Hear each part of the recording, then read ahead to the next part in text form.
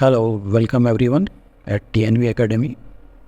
Today I am going to explain one more new topic that is what is OPRP and CCP and difference between operational prerequisite program, that is OPRP, and critical control point, that is CCP, within the context of food safety management system.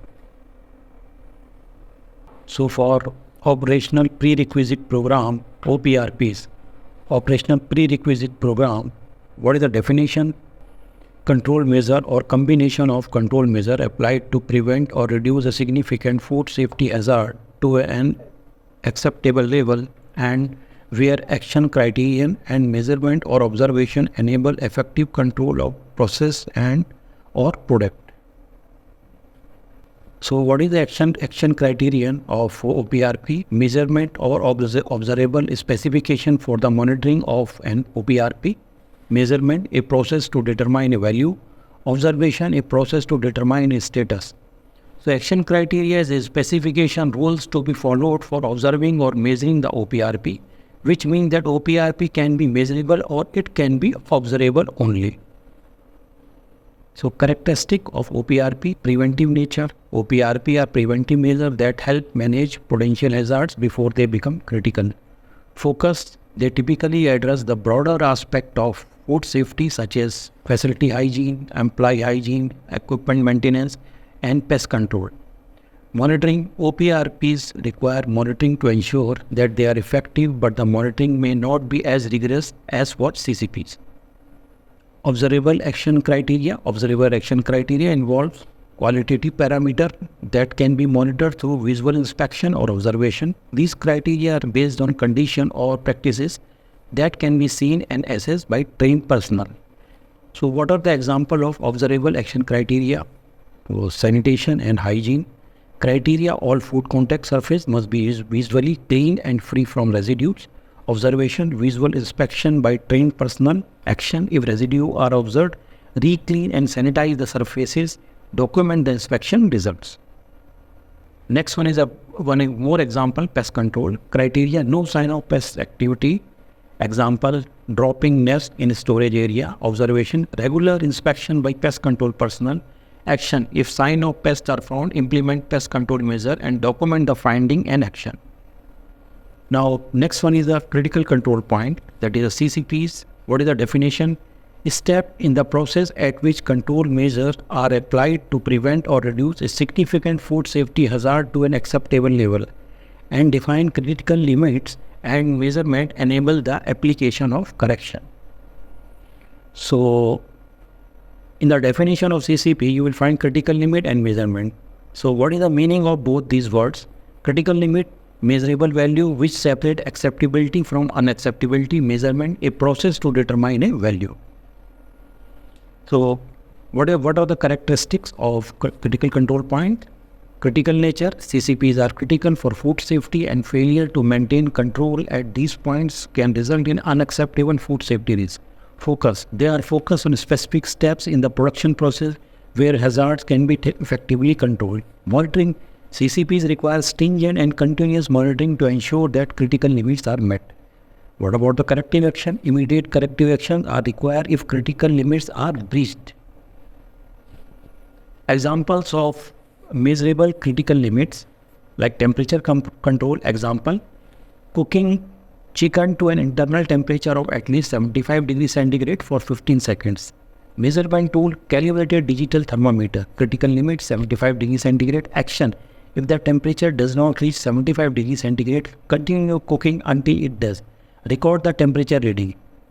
And now next example is a chemical concentration. Example: ensuring the concentration of sanitizer in cleaning solution is between 200 and 400 ppm to effectively kill pathogens. Measurement tool: chemical test strip or digital concentration meter. Critical limit: between 200 to 400 ppm. Action: if the concentration is outside the range, adjust the solution accordingly. Record the concentration level. So now, what are the difference between OPRP and critical control point? Number first is a purpose and focus. So in OPRP, purpose: OPRP are implemented to manage significant hazards that are not categorized as a CCP, but still it requires control to ensure food safety. What about focus? They are focused on controlling significant hazard that can directly impact food safety if not managed properly. In CCPs, what is the purpose of CCPs? CCPs are specific points in the production process where control is essential to prevent, eliminate or reduce food safety hazard to an acceptable level. What is the focus of CCPs? They are focused on controlling significant hazard. What is the focus of CCPs? They are focused on controlling significant hazard that can directly impact food safety if not managed properly. Number second is the criticality and control. Criticality. OPRPs are important for maintaining food safety but are not as critical as CCPs. They help in preventing hazards from becoming significant. What is the control in OPRP? They involve general control measure and do not have a strict critical limit like CCP. And criticality of CCPs. CCPs are critical control point where the failure to control a hazard could result in an unacceptable food safety risk. Control in CCPs, they require strict defined critical limits that must be met to ensure food safety.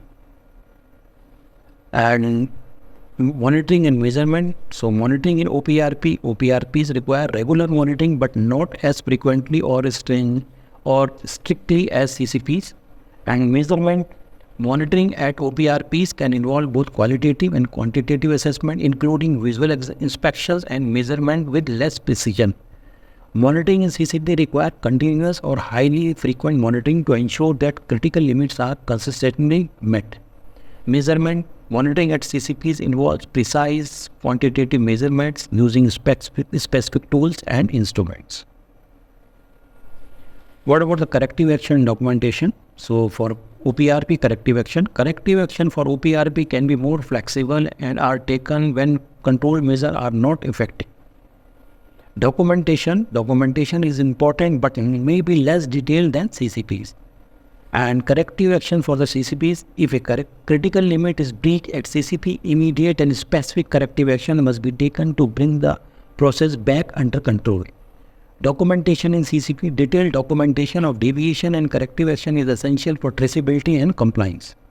Conclusion, OPRPs and CCPs are integrated into the overall food safety management system to ensure comprehensive hazard control and compliance with regulatory requirements. Personnel involved in food production must be trained on the importance and implementation of both OPRPs and CCPs to effectively manage hazards and maintain food safety standards. Regular review, verification and validation of OPRPs and CCPs are essential for continuous improvement of the FSMS and ensuring safe food production practices. So thank you for watching video. Kindly do share this video to your friends also.